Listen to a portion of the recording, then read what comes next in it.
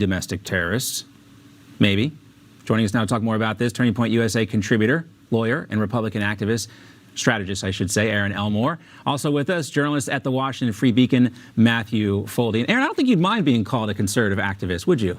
It's not bad. No, that's completely fine. I'll take it. Because you're very active in your conservatism, so I think it applies. But, you know, we saw this case, and as a lawyer, Erin, you know, the one thing you really can't do is break the law. But both of these attorneys, pretty well established in their careers, you'd think they would know better than throwing Molotov cocktails in a police car.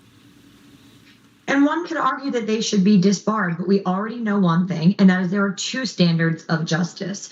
If you are on the left, it is a completely lenient standard of justice and legality. If you are on the right, you will sit in jail. You will have poor treatment. You will not be charged with a crime in an ultimately timely fashion. There are literally different standards based upon political views, and it's really sad to see. And I do believe that the mainstream media is complicit with this because they only cover the stories about January 6th, and we don't talk about all of the mostly peaceful protests that were going on all last summer and people like this that are throwing Molotov cocktails and injuring people. Of course not, because it's all political. We live in a world today where if you're on the left, you're completely right, and if you're on the right, you're completely wrong. Wait, so let me get this straight. They've pleaded guilty, but they haven't been disbarred. Isn't that like, you know, an actuality, inevitability after the fact, or do they still get to practice law? This seems like something that would preclude you from practicing law, at least for a period of time. I mean, one would assume that that is the case, but it would have to go through the, the state board, the state legal board, to ascertain whether or not they are disbarred.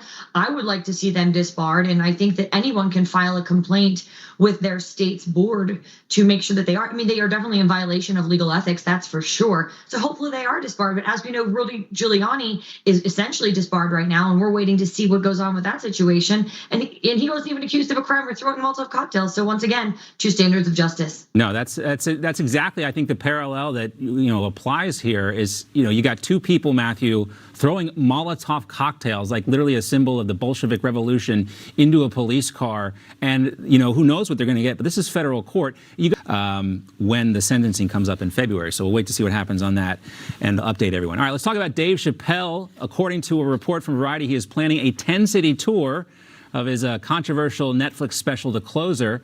Might be what Dave Chappelle has to do, is just go at it alone, and I commend him for doing so.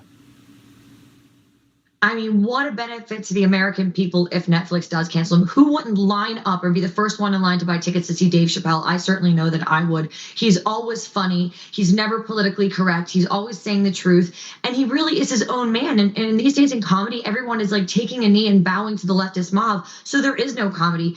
Saturday Night Live is basically Ambien on television. So honestly, let's hope that Netflix does cancel him so the American people get the treasure of seeing Dave Chappelle live in person.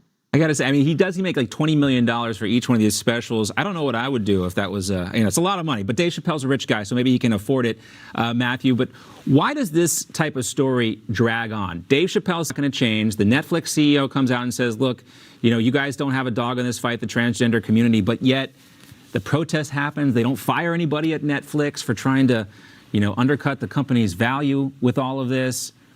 Why does this story persist? Your employer. I mean, it's just insane. We're too busy working.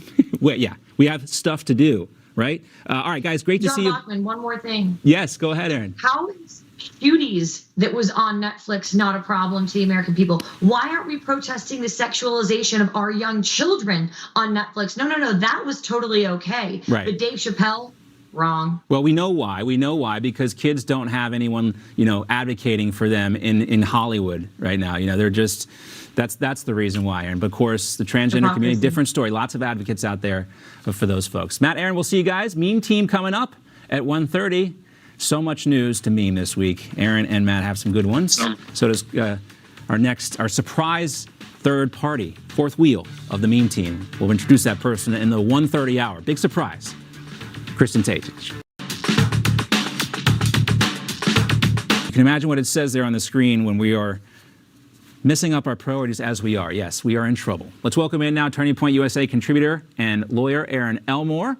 Also back with us from The Hill, columnist there. Also the author of the Liberal Invasion of Red State America, Kristen Tate. And Matthew Foldy back with us as well. All right, folks, let's get to your memes. Erin, what do you got for us?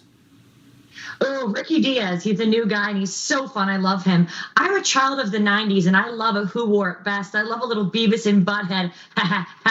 So side by side, Who Wore It Best? I don't know if that's Beavis or if it's Butthead, but either way, we have a president who is basically a cartoon. And all he did right now, last night on that town hall, he just stood there like this for a really long time, almost to the point that we thought he was frozen. So a good little Who Wore It Best. And I'm going to say MTV's Beavis and Butthead did a better job than our 46th president of the United States. Yes, and as you proactively sent this in, I left this out of my report. But there are so many of these, so many great ones, and we'll include some of those next week. All right, Kristen, all right, let's go to Matt next. Matt always has some good memes. What do you got for us? Yes, there we go. So here I got one from my friend, Political Clown Parade. We've gone a long way from Build Back Better to lower your expectations. Keeping us sane with the levity. Great to see everyone. Erin, Kristen, Matt, thanks for playing Meme Team, guys. We'll see you next week. Have a great weekend, everyone. All right, still ahead this hour.